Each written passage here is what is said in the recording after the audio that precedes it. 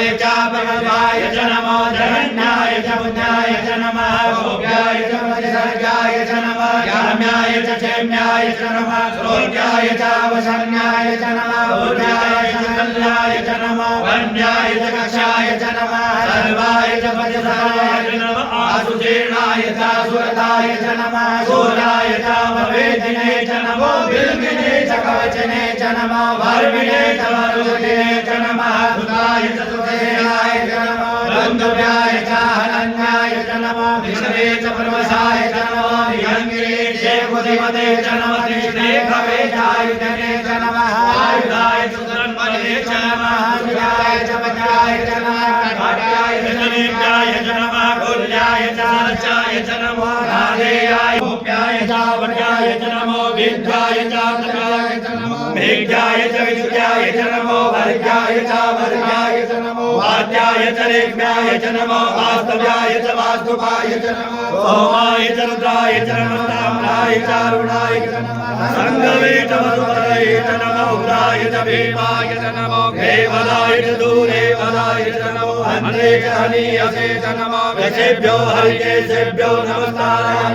नमः संभवाय च मयो भवाय च नमः शङ्कराय च महेश्वराय च नमः शिवाय च